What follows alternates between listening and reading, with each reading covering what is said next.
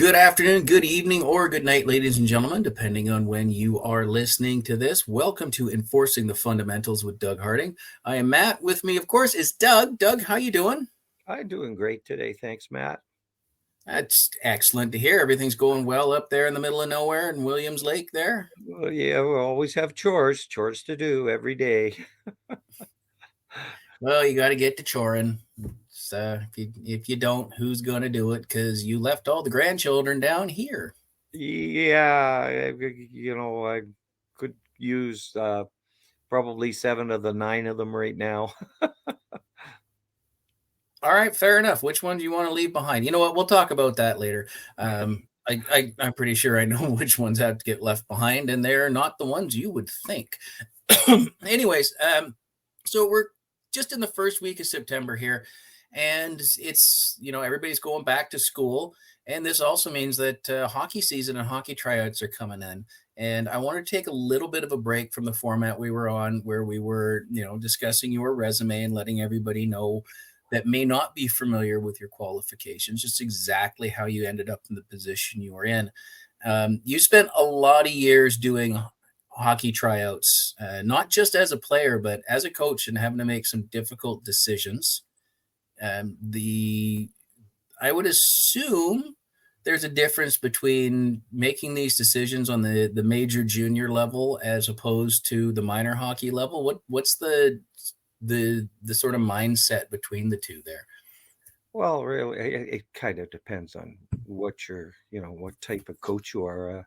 They're all hard. Minor hockey was hard. Major junior was hard. Minor hockey, usually you're coming into where you don't know a whole lot of kids. You don't know, you've either seen them play once or you have never seen them play at all.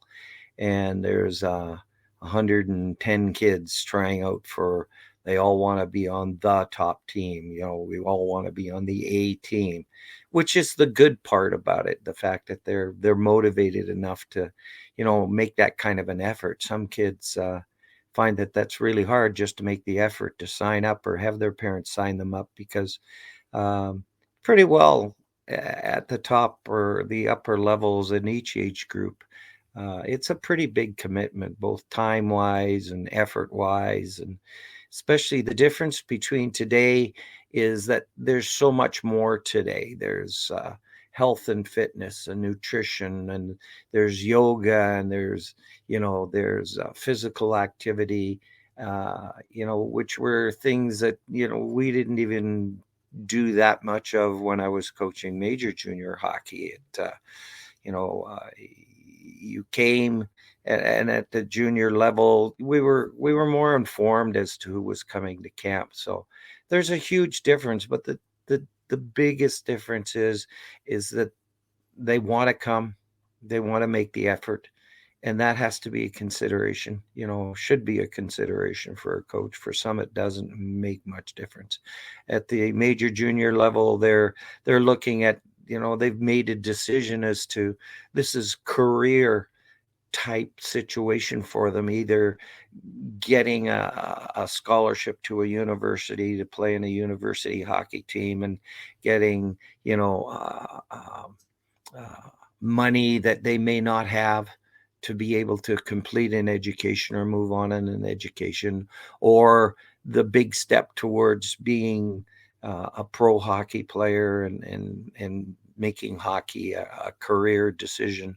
And the commitment is huge. And for me, though, it was kids that I would have the opportunity to work with. Like I said, at the major junior level, guys coming to camp, you had a better idea of who they were because you had scouting staffs. For the kids in minor hockey that are going to tryouts and tryout situations, it's a dream. They're chasing their dream of making the A team. They're in their back of their mind, they're all hoping that this continues on to a career. But right now, today, it's making this team is a paramount and an incredibly difficult road to make to go to a tryout situation where you won't know a whole lot of kids, and in a lot of cases, in a 2-year switchover, you're looking at all new coaches and all new players that you may have the opportunity. And some kids, I would love them all to enjoy the opportunity, whether they do or whether they don't make the team. It should be considered an educational opportunity, because I know lots and lots of kids who don't make teams that, 2 years from then, even listening to Jeff last week, you know, they can become the player that they might want to be, and don't see that opportunity past this weekend's tryout camp, and it's pretty critical for them. I'm almost, you get attached to everybody that comes to camp, because I have to do a certain amount of study on every kid that's there, because that's only fair. I know a lot of people pre-pick their teams, and their teams come in, and those kids are in, and everybody else is out, and that's hard. For me, it was important to get to know them a little bit, which made it even harder. Uh, it was sometimes, I would say, almost as devastating for me to let kids go as it were for them to be let go. But you hope that when they are going, that they've learned something, that they've been inspired for either making the team or for wanting to make the team to move to a higher level. And but I do know that there have been kids, you cut them, and they're absolutely devastated by it. And I'm probably hearing those stories too, coming back to you. I've always been a little devastated. I've always wondered, especially with the last few kids, that last 5 or 6 kids that you're making decisions on as to whether they're going to be able to continue with you, or whether they want to continue the sport. And you never want anybody to feel that way. You want them to come in, learn something new for them to move on to the next level, or be happy with the situation that they've had. Um, it's it's a really sad, happy situation. I'm very happy for 20 people, and if you have 110 kids in a camp trying out for a team, I'm pretty sad for 90 of them. Mm-hmm. That they're hard, tough decisions that you have to make as a coach, and as a player, it's hard to accept some of them. Yeah, no, absolutely. So you said a few things there I want to touch on. The very first one I think is your last point that you just made. It is a hard decision for you. While I wasn't involved in the sport myself, I did live in the house, and I sat through many seasons in a row where you and your coaches would be sitting down going over the roster. And in the case of the example I'm going to give you here, which ties into another point, these are kids I go to school with. I mean, for a few years, you were coaching that level, that age group that I was in. It was above, my brother's age, but it was in my age bracket. And I was in school with, at one time there were 5 of your kids in my junior high school. And then it ended up having more of them join the high school as we moved up. But one kid in particular, I hadn't met until about the 12th grade. So we're talking 3 or 4 years down the line. And he was one of those kids. He got cut, and that was kind of it for him. I believe he played, he went down to he wasn't playing rep, so it was the house league. So more for fun, not as taken as seriously. It's the kids that, there's 90 kids that got cut off of, the rep team. And that was it for him. He just couldn't. And he was, the second he realized who my dad was, and he had met you at our house one day, and a great kid, Matt, nice. I hope you're listening. Shouts out to you. The second you left the room, he's like, "That's your dad." I'm like, "He's the reason I stopped playing hockey." I'm like, "What are you talking about?" And he told me the story. You had, I think you had 3 goalies, and you had to pick 2. And Matt was one of the 3. And I remember it was 2 or 3 nights where you and the coaches were sat around the dining room table trying to figure out which goalie to keep. And it was a very tough decision for you guys. And I told him that. He was like, "What? I wish I had known that." Well, they can't sit every kid down and go, "Look, man, it took us 3 days to figure this out, but you're out." But to him to finally learn 2 years after he had decided more or less he's done with it, he's hanging up the goalie pads, that it was a 3 horse race and they could only keep two. To learn that he had no no real flaw to not be on that team. It's just, and I don't remember what criteria it was.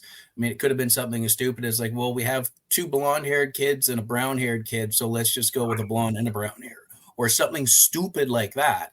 But, and I'm not saying at all that's how you based your criteria, but to watch him go from, oh, Matt's parents are here, to that's your dad, to wait, what do you mean it took them 3 days to decide?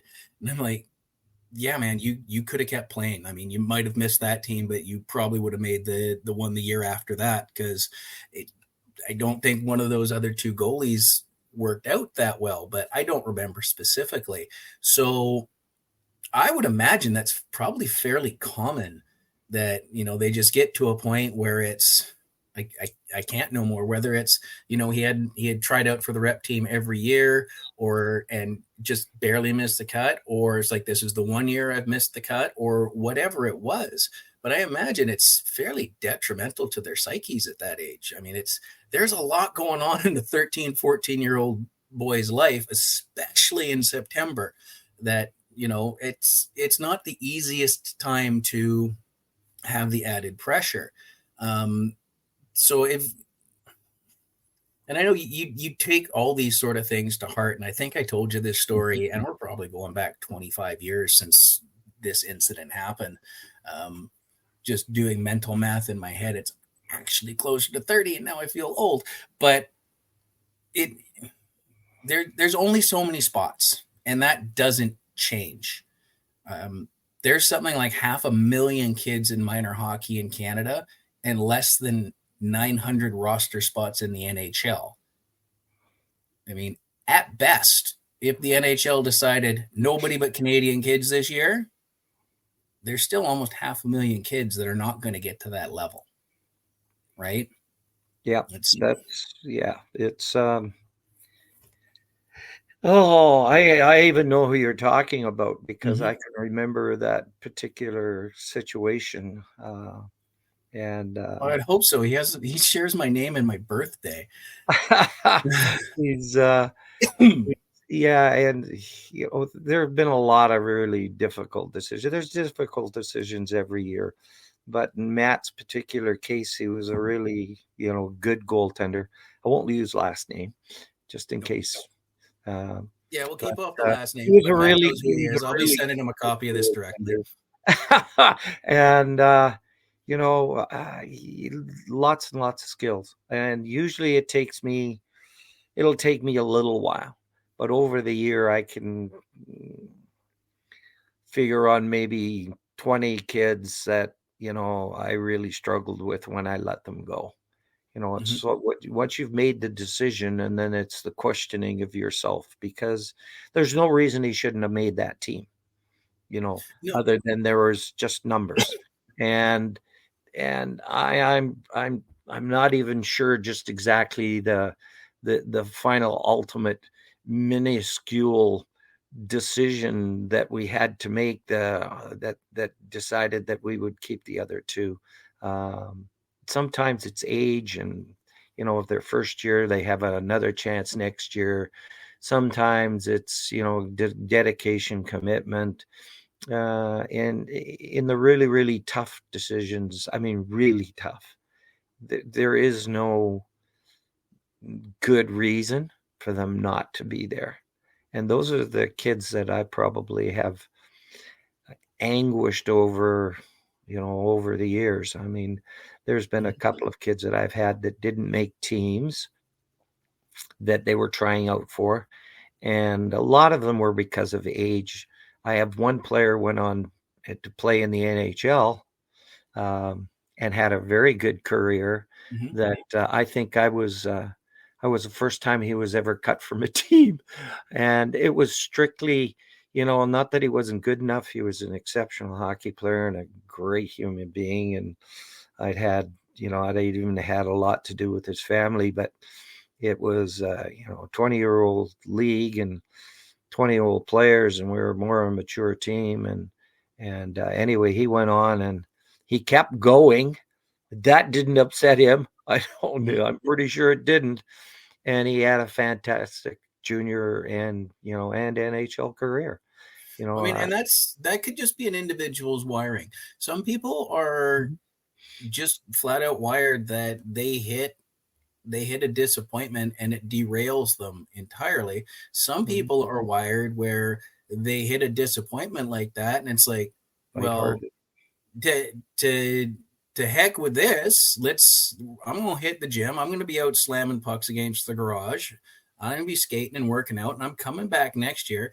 And if there's a spot that opens up, I'm gonna be ready for it. Mhm. And it's neither here nor there, but I mean it's not even so much a drive and an effort thing.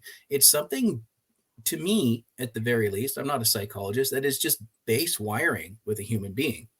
You Yeah. see it in every sport, you see it in every walk of life, you see it in any vocation out there.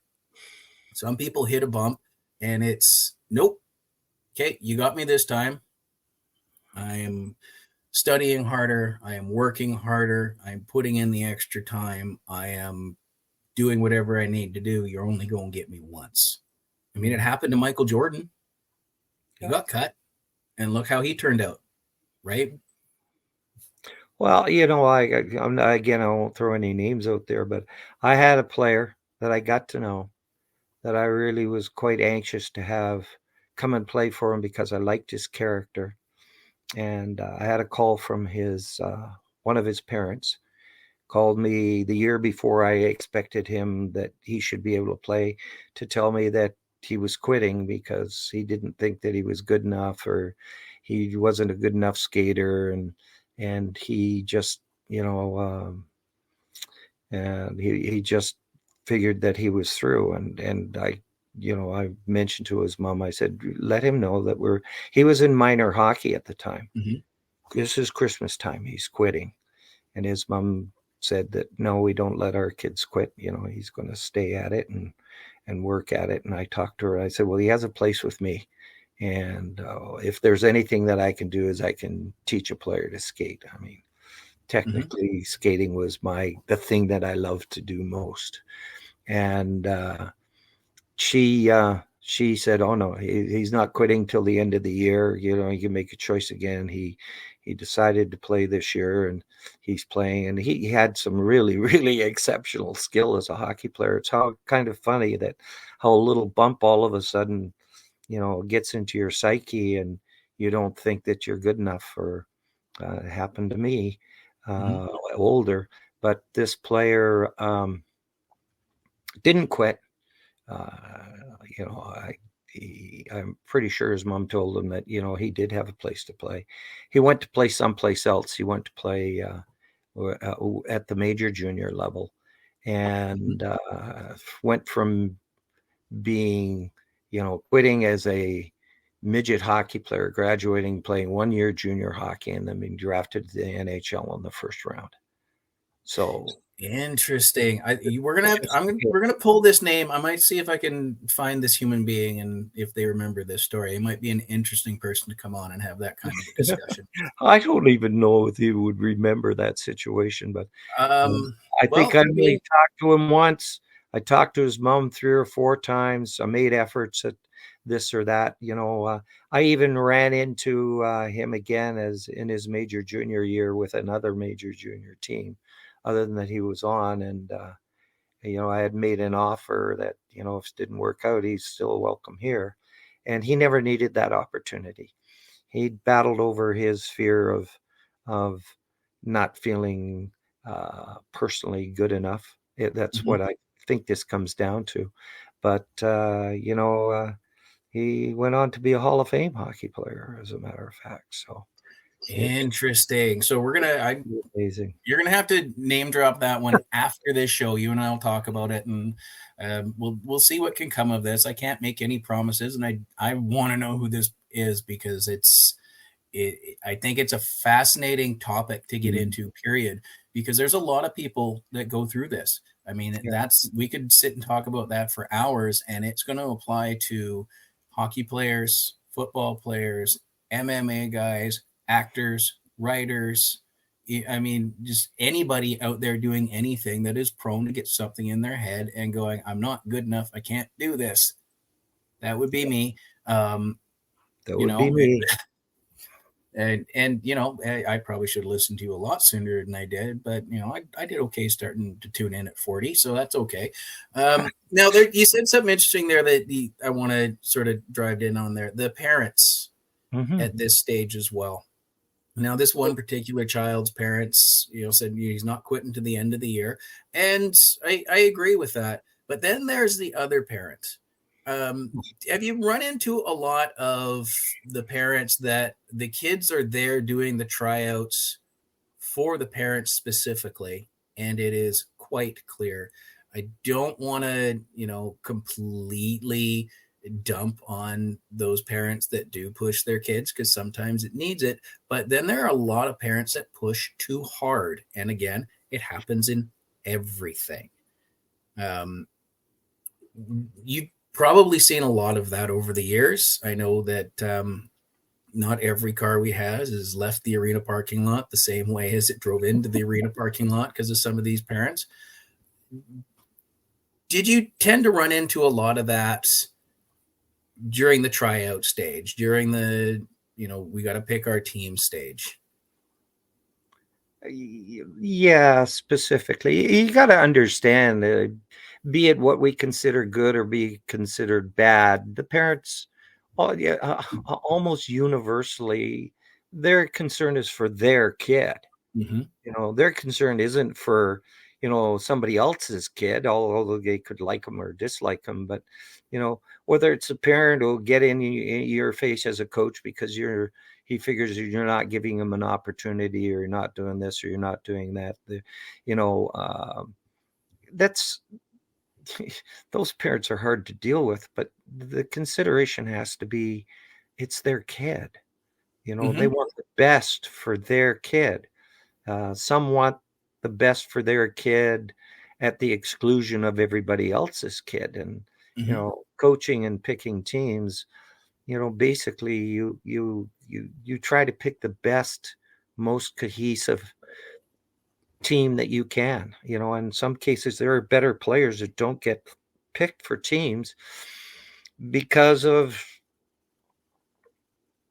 I wouldn't say bad attitudes, but attitudes that just don't blend with, that might not blend with some of the other players that that would be on that team. I've tried to stay away from making those kinds of decisions, and sometimes I knew that the situation might or might not be good, and they've backfired on me. I mean, they backfire on everybody. Sooner or later, you've got to make the decisions with, you know, as a player, you have to also understand that there's something that you needed more of that you didn't bring out. I know there's some players that are really, really shy in tryouts, and they don't want to make a mistake because they figure if they make a mistake that their opportunity is going to be gone. They won't make the team, and that's devastating for some of them. Mm-hmm. You know, and it depends on what the coach is looking for. Not every coach is the same. I When I look back to tryouts and making those hard decisions, they then come down to, what's best for the team. Maybe not what's best for me, what I may or may not think. You categorize their skills. It's a big puzzle. I think every coach will tell you when Mm-hmm. they're putting a team together, it's a huge puzzle. And if you win in the puzzle, you usually have a really good year. If you lose, in Mhm. the beginning of the year putting that puzzle together, it makes it hard for everybody. It makes it Well, hard for the players. It I think makes it we've hard for the I coaches. think we've seen that you're pretty good at putting that puzzle together. Going back to that Cowichan Valley Capitals team that shouldn't have won as many games as they did that first year. I think what I was trying to get at is have you run across kids that are strictly there because their parents want them Yes. there and the Yeah. kid is just not into it? Do you find that is one of the things where you can pick out Yes. um, that it's their effort is lacking or They don't it, want to be their there. attitude is there, and that's Yes. And yeah. we've let those kids go and their parents come right to you because the parents who really want them to be there are Mhm, right back to you with, I've a fairly open door on, if you think that we've done you wrong, come and talk to me. Some coaches won't do that. And mhm, I understand why, because it's very frustrating for them to go over and over and over something that they've already done. But yeah, parents, the kid comes in and he doesn't want to be at the rep level because of the commitment, and I mean, over the last, 10, 15 years, or maybe even longer, you know, rep teams have made it fairly well known that the kind of commitment that you need is not, I might come to practice or I could miss some games because I want to go and play, mhm. volleyball with my friends at the beach or go skiing on Sunday. And, it's a big commitment to play representing your community on the best of what your community has to offer. Win or lose, you're still the best in that community. Mhm. And yeah, some parents absolutely just can't handle that. That Right. their son or their daughter or their athlete is hasn't been picked for this team, but that doesn't mean that they can't go on, especially at the Mhm. minor hockey level. I have so many stories about kids that were the bottom end of my team that went to the NHL. You Well, I know, mean, let's hit on this example that we listened to last week with Jeff. Jeff Mm. did not have the size off the bat. Jeff was a late bloomer, right? Jeff And was Jeff was a favorite of mine though from minor yeah, hockey. So but still, he I mean, did. it still, and you saw the talent, you saw the effort, but at the Mhm, same time, sometimes it's, you get some of these late bloomers mhm. that are on the team with some of the kids that are a little bit further down the line in puberty and a little bit more grown. I'm sure that can be intimidating to some of these kids. Oh, absolutely. But in the case of every one of those kids, let's just take Jeff for an example. He had the work ethic. Mhm. He worked like a slave on the ice. He said, well, hollering at me. What I discovered about Jeff, if you hollered at him, he went faster. I didn't holler bad things at him. I just say, go faster, louder. And he Yeah. would.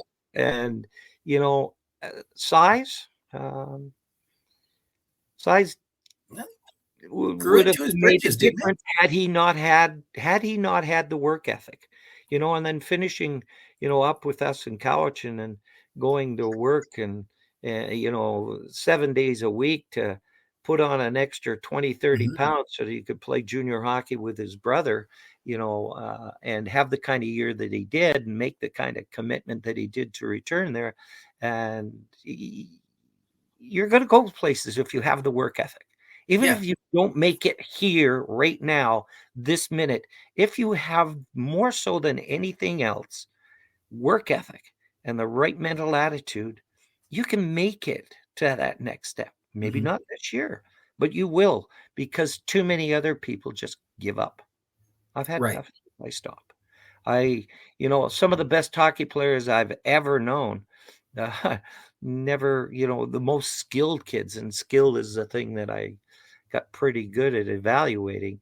Uh, they played 2 or 3 years or a year of junior hockey or minor hockey, and they were just incredibly gifted kids for our sport. Never played again. And those kids that weren't at that level, that just kept working one step at a time, working harder today, work hard tomorrow, made it, as far as making it goes. And I hope they do the same thing. And those kind of people do the same thing in life too. Kids, as an athlete, if you have a work ethic, and you use that work ethic to further yourself to the best level that you can, you'll do that your whole life. I don't know a single solitary kid that I've ever had that had a tremendous work ethic that wasn't a success in life. And that's 40 years after not playing any more hockey. And and that's a good lesson as well, because as I mentioned earlier, the stats say if you're in minor hockey in Canada, you got to be the 1% of the 1% of the 1% to get that pro spot. And I'm talking NHL, but that doesn't mean you can't have a nice career over in Europe or, at the semi-pro. But I mean, it might be that the love of the game, as skilled as you are, whether you don't want to go much further, you might be the best guy on the beer league team and have great hockey buddies for the rest of your life. Free beer. Right? Free beer. And there's, I have a friend of mine's dad still plays hockey over in Campbell River. And him and his buddies have been going, and they're the same age as you are. And it's the same guys that are, they're sitting and they're playing hockey. It's like, well, I was on, I might have quit hockey in the 10th grade. I might have got to the junior B level. Oh man, I just missed the tryout for the Winnipeg Jets that one year, but they never lost the love of the game. And for whatever reason they got out of it, that work ethic has probably transitioned over to, well, my hockey work ethic is gone, but now I'm the best bricklayer this side of Chilliwack. Because you had the work ethic. So, yeah. So that work ethic seems to be key anywhere, really. I had a question and it just died of loneliness up there. This is why I should be writing things I have down. a lot of those, so. Well, I mean, it is what it is. There's gray hair flowing all over here. I wish I had gray hair growing. Well, you still got a little on the sides. There's nothing wrong with that. So let me shift gears here a little bit. So I got roped into coaching a baseball team about 5 years ago. No idea what I was doing. I hadn't swung a bat in a long time. And it showed on a couple of drills. I was like, hey, just take over this drill. I'm like, I don't want to do this one. Why? Because I can't. And I'm like, okay, yeah, you come here. You do the batting thing for me. Go. I imagine that this is fairly common in the minor sports. Now, I wasn't the head coach of the team by any means. It was just my kids were on the team. I was there every practice. My buddy was the coach, and he just one day walked up and said, you're here.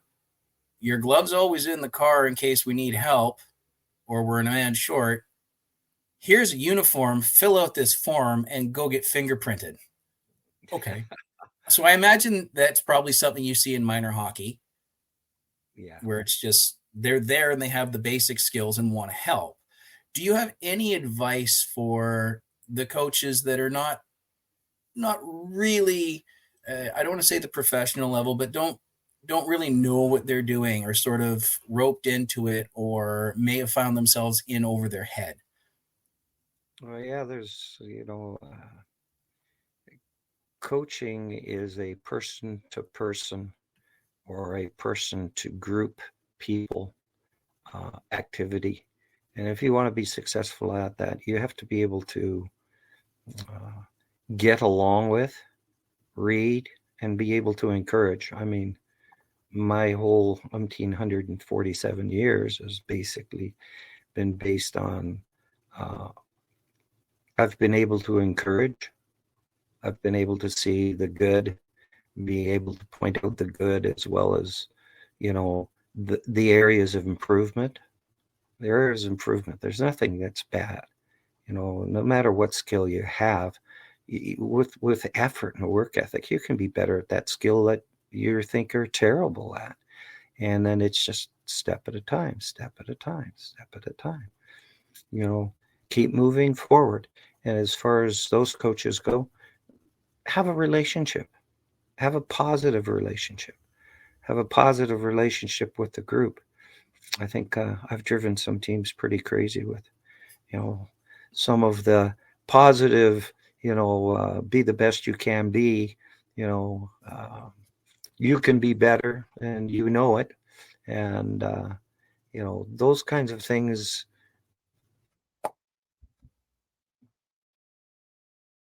Uh-oh. For those of us listening along, Doug seems to be frozen here. Little technical difficulty, so I'm just going to hit the old Oh, pause button. Oh, oh, there you are. You're back. Here you. Oh, it's unfrozen. There we go. That's yay. good. Yeah. So you've frozen. For those listening along, he's frozen a couple of times on video, but that was our first major audio freeze. Anyways, you were talking about the positivity in the relationship there. Yeah, it doesn't matter if you have the skill, if you know the game. I mean, if you're going to be a high performance coach, you have to have knowledge of how to instruct a high level of skill. Have a high level of skill yourself that you can pass along, but that's not as necessary as being able to communicate so that the athlete uh, is willing to take that step forward. And step forwards are improvement steps. You don't get better without effort. And sometimes that effort doesn't have to be huge. It just has to be a lot of times. You have to keep doing it and doing it and doing it and doing it. Mhm. And they all come. I've had some kids that have been, a little short at one specific skill, but hockey isn't a game of one specific skill. And even at the tryout level, I've had lots of parents say, well, my kid's a better skater and he got cut. And those two kids don't skate as good as he does. But it's not just one skill that makes the team. I said, those kids are better at stick handling, shooting, scoring. They're better at reading the play, have a better communication level with the other players on the team. Uh, Hopefully, nobody's ever cut because they lack one skill. Mhm. It's just, it is hard. It's hard on coaches. It's very hard on players. And it's like I said, I know the story a little bit about Matt after you mentioning about sitting up 2 or 3 nights in a row trying to figure out which two of the three. I remember that. And I was really sad to hear that that was basically the end of that particular player's enthusiasm to play the game. Like that's the thing that scares me about tryouts. Mhm. I don't want to ever provide an obstacle that a player can't step around. And hopefully you want them to step up. And Right. those players that don't make a team and come back next year to be the best player in the team, those are the kids that I have just a tremendous amount of admiration for their dedication, because that's what it takes. Somebody's already said you're not good enough, and you just take it by the hockey stick handle and say, well, I'm going to be better. If I'm not good enough now, I'll be better tomorrow, and by the time I get this opportunity again, I'll be better than the best. So And that's what I again, hope. I mean, that can just come down to the way you're wired for life too, right? And Yes. there's it could be overcome, absolutely. People have done it.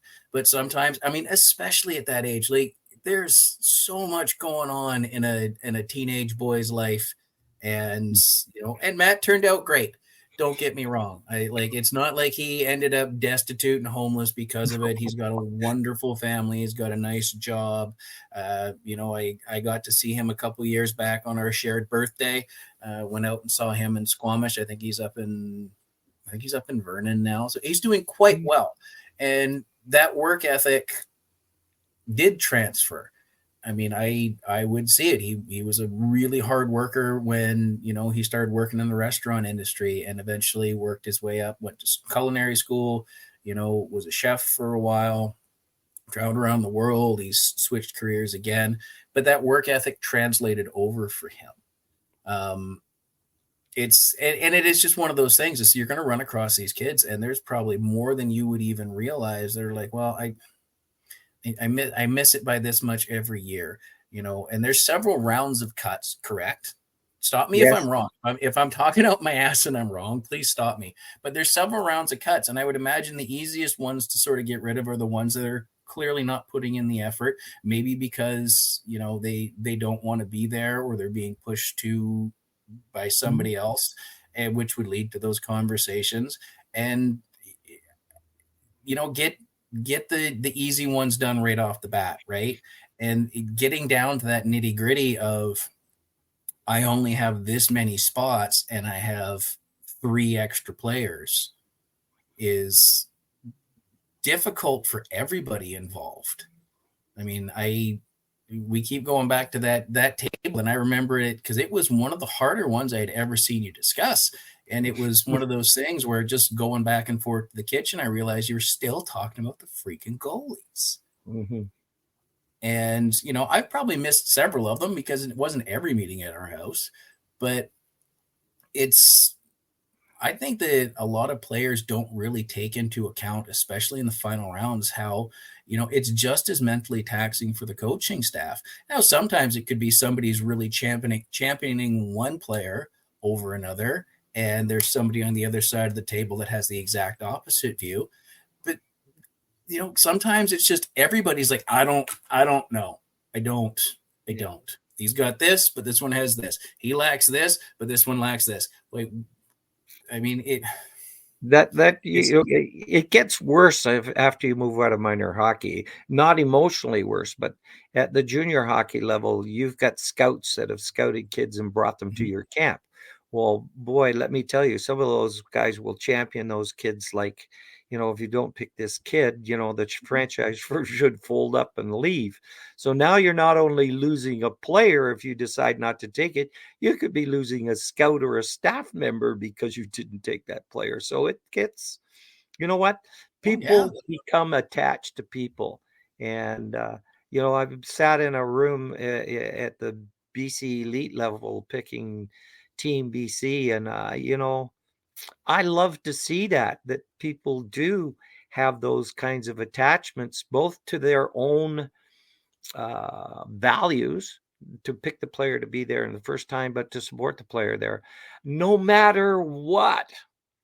And then, like I say again, you could be only not losing a player, you could be losing a staff member at the same time too. So yeah, it never gets easy at that level. I would imagine, at the NHL level, they've pretty well, by setting contracts, they pretty well have an idea of, who's going to be on the team and who isn't. And the Mhm. biggest scare of all to those guys is the guy who comes into camp and he's noticeably better than players you have under contract. What are we going to Oh, do with them? absolutely. Here we've got this just out player that has a good junior hockey career, and we've invited him to camp. We didn't draft him, and nobody else did draft him either. So, you know, uh, it'd be a nice courtesy to see what he can do. And then they run these rookie camps, and you get this player that, oh my God, he goes to the rookie camp, and then he goes to the rookie tournament, and he just looks outstanding. And yet, there may not even be a contract for him in the American Hockey League. Like Right. their contracts are done, years in advance.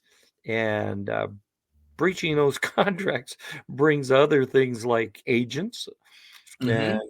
NHL player associations. But that kid that comes into camp, and I've seen this happen a number of times, that's just outstanding. And you go, oh my God, what are we going to do with this guy? Well, we got to find a place for him. Well, we don't have a place for him. He's a right winger. Can we use him as a center? Can we use him as a left winger? God, can he be a goalie? We don't want to lose him. But I they're was just just thinking the exact spots for stick him. him in goalie pads till somebody gets hurt. Yeah, yeah. That happens. It happens at all the levels, all the Right. coaches, right straight from the NHL right down to your house league hockey players. As long as you can, you have to make a decision and let kids go. My favorite situations that have been is when I've come late where an association has said, oh, you've only got one minor hockey team. We coach a different level and coach another one for us. And I said, well, have the team been picked already? And if it has, I'll take them. If it hasn't, I don't want to go through that twice in the same year, even on two different teams. I said, if the team's picked already, then I'm fine to go because I don't have to do that. It's just Mhm. emotionally too hard on me. I'm a big baby. Well, I mean, no, you do get attached to these kids, and for everybody that listened to our previous episode with Jeff, you clearly had formed an attachment there, um, Mhm. and that's it. Is a great quality, but it definitely puts you emotionally at risk having to go through this sort of thing, where it's either you don't have a spot for them, or there's an injury that happens, or whatever the case may be. That's tough. Like I think a lot of the narrative out there is, oh, the coaches they just pick and do this, and they put the puzzle together, and it's just cold numbers, this, that, and the other thing. It's not. It's No, not. I mean, I'm no. sure there are some coaches that can do that, and they're probably not the best people persons out there. They're borderline unlikable people. I would suggest if they can just boil everything down to that. I mean, I could be wrong there as well, but as a people person, as somebody who has spent 60 years building people up to be better than when they came in, and to be able to take those skills into other facets of their lives, that's tough to just go, okay, so here's another 40 kids I have to pick from. Mm. Damn it, I just did this. And I would imagine having to pick a second team, it's like, oh, by the way, you have half or less as much time as you did for the first one, because you've just sort of come into this. Yeah. Sound familiar at all? Yeah. Um, it's if you can't get emotionally attached, I mean, there can be some kids that irritate you to no end, but if you can't understand who they are and why they are what they are, Mm-hmm. then you probably shouldn't be coaching them or coaching, period. Um, there has to be, you're dealing with kids, and I say kids, that's even a 20-year-old NHL drafted hockey player. As much as we figure he's been drafted and he's signed a bonus contract and already a signing contract and he's coming back to junior hockey, um, they're kids. They're kids until they're 60, 70. No, it's they all have feelings, they all have emotions, and you've got to understand them a lot, I think. And the work that you do with them over the year gives you a foresight into who they're going to be. And I think that's why I've done this year after year, is Mm-hmm. that I enjoy seeing who they're going to be. I very, very seldom ever contact any of my players that have moved on, but I watch them a lot. Yes, you do. If they contacted me, that's great. But again, I have a number of kids in playing in the NHL, and they've come to town in Vancouver and said, "Oh, do you want some tickets?" And I know they have to pay for those, so their salary is better than mine. But I said, "No, but I'll go to lunch. You know, Mm-hmm. we can go and have a lunch, but no, you Well, don't have to pay $100 for a bunch of tickets for me to come and see a game of hockey. I've seen a few." I mean, there's from what we learned last week, if you were not like that, I'd have seen a lot more Canucks games for a few years. Yeah, A you lot. would. Because people won't be able to see this in what's sitting on YouTube to look at the video footage. But Jeff and you both really lit up when you were finally on screen together. He's clearly held you in a really good regard, because he jumped at the chance to come and do this with us. And I can imagine there's a lot of people out there that would be going, he must have seen a bunch of Canucks games. I didn't. I didn't. I didn't see a whole lot of Canucks games that, it was maybe once a season we'd go, if that. And that's just the way it is. You're not the guy that's going to do that. You're, as you just said. So any of Doug's former players out there that may have gone, oh, he doesn't care, he doesn't remember me, whatever. It's fine. I guess it meant more to me than it did to him. That's not the case. It's not the case at all.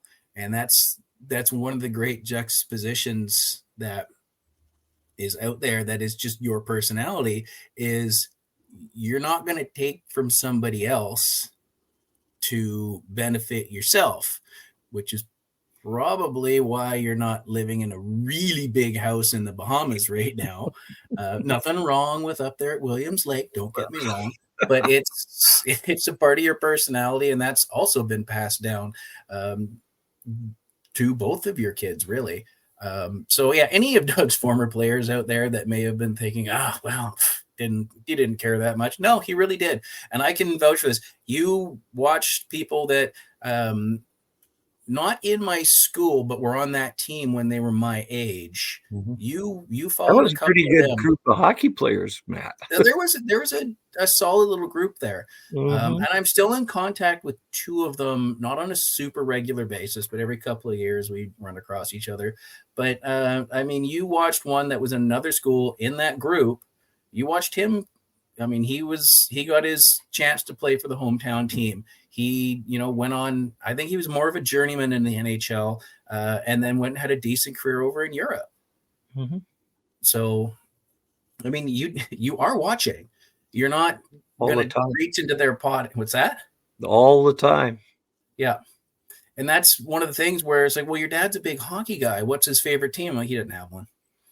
It's like, well, how is that possible? He's coached this and that. Or I mean, maybe are you just hyping it up? It's like, well, I'm not hyping up. He doesn't have a favorite team because he finds it hard to cheer for a team over this person he knows and likes, this person he mentored, this person he taught, this person he coached, this person that had dinner at our table. In some cases, we would billet 2 or 3 guys a year when we were living on the island.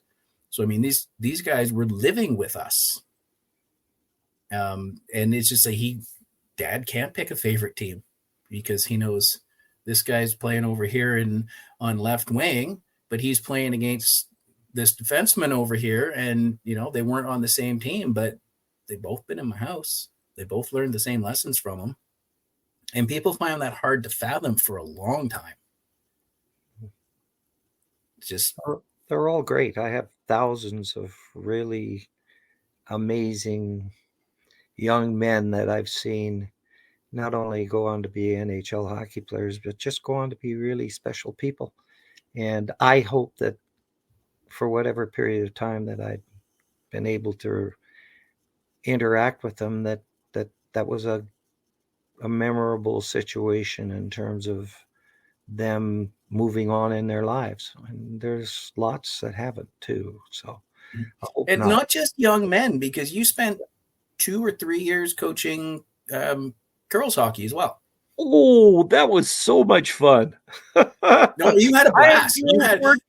Honestly, that was probably your least stressful. Well, maybe not least stressful, but you were much happier during those couple of years, because I mean, there'd be something going on with the team somewhere, and you'd be like, but there was a different joy in those couple of years, or 3. How many years was it? First off, I did girls minor hockey for 2, and I did BC elite hockey for 2 or 3 years as well. But for them, girls react to positive reinforcement so well. Mm-hmm. We took a group from one of the Team BC teams. We didn't have a place to play that year. There was no age group tournament, and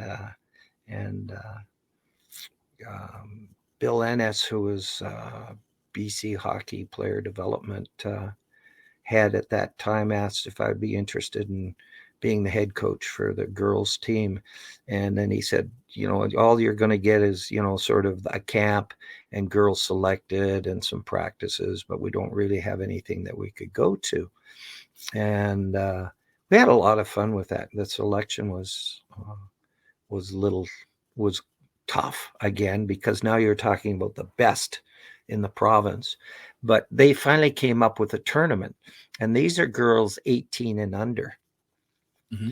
And the tournament they were going to go to, because it was the only thing that they could find, was in Calgary at the Olympic, and it was a university Christmas tournament. So Oh, all wow. the girls there were university girls. And we had a really good group of young girls. Like one of those young girls is an executive or has been working in the NHL for years. She got a scholarship to Harvard and she's done so well. And I've tried to follow. It's hard to follow executives, not It quite, they're really not is. Yeah. news as much. But we went to that tournament not expecting to win a game. And for an exhibition game, they set up an exhibition game with one of the three at the time sort of semi-pro women's teams that was out of Calgary, they were all looking for games to play because there weren't many to play. We had an exhibition opening game with them, which we only lost by 2 goals, and everybody was just ecstatic. And we just pumped and pumped and pumped on that. And we went into the tournament and we came out of the tournament. We beat the University of Calgary in the championship game. So that's a Nice. group of 18-year-old girls who went into a university tournament and won the whole thing. And I mean, I don't know.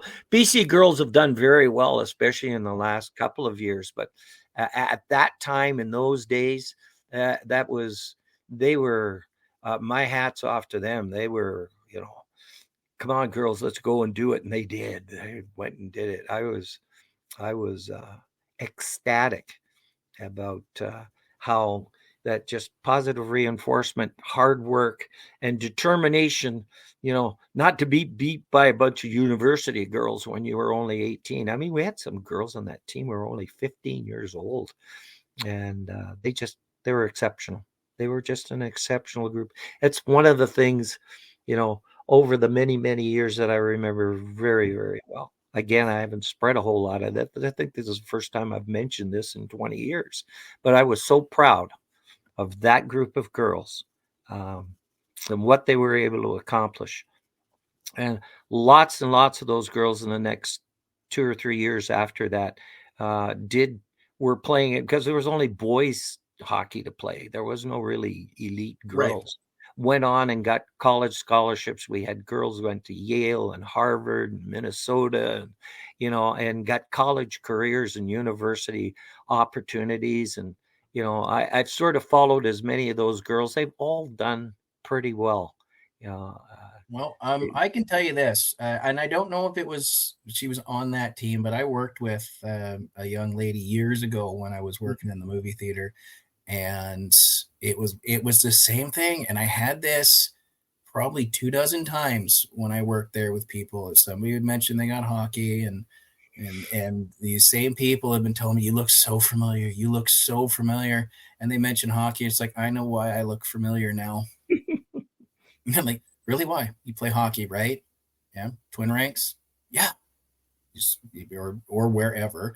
And I'm like, do I look like Doug Harding? Like, oh my God, Greg has a brother. Like, Greg has an older brother. Brother. And yeah, so she was one of the ones. It's like, oh my God, I love Doug. I played for him. I think she played for you both years, Katrina. Oh yeah. Oh yeah. And she was just a wonderful person, and has gone on to do quite well for herself in life. And as you may not know this, but I believe she has a 1-year-old now with her, and her and her husband are both lovely people. So I'm awesome. Shout out to Katrina too. Okay, so we're about at an hour. This girls hockey thing, I think we have some legs on this one. I would like to get back to this. However, we're going to wrap this up for today. Coming down the pipe next week, we're going to be recording with another one of Doug's players. I've just received confirmation of that. We just have to iron out a time since this podcast started. For those of you watching the video, that's why I was sort of looking off the screen earlier on. So we will have another guest coming back. We're going to try and record that one next week. I will Once I have that recorded, I will drop a name on everybody out there listening. One last thing in the last couple of minutes. One solid piece of advice for anybody right now struggling with the rep hockey tryouts. Yes. Okay. Be the best you can be, you know, uh, and then you have to be satisfied with that, and then move on. Because if you can be the best that you can be and move on, you'll be better. So if it works out successfully for you, it'll make you better than that. And if it doesn't work out for you this time, it'll work out the next time. It will always work out the next time as long as you keep making the effort and you have the desire. Don't be too upset. And I know it's hard to say don't be upset about not making a team, but there is a team to play on. So that's an opportunity. And about 1 million people will tell you that I'm all about opportunity. I want to give opportunity and I want to see people get opportunity. Then you have the ball and you can run, or you have the puck, you can score. Thanks, Matt. No, thank you. Thank you so much. Everybody out there, remember, above all else, while you're out there doing these, trials, doing these tryouts, learning how to coach on whatever level, or just, trying your best in any walk of life and it's not going well, have fun while you're doing it, or it's still a waste of time. Yes. Have fun. Thanks, Doug. Bye.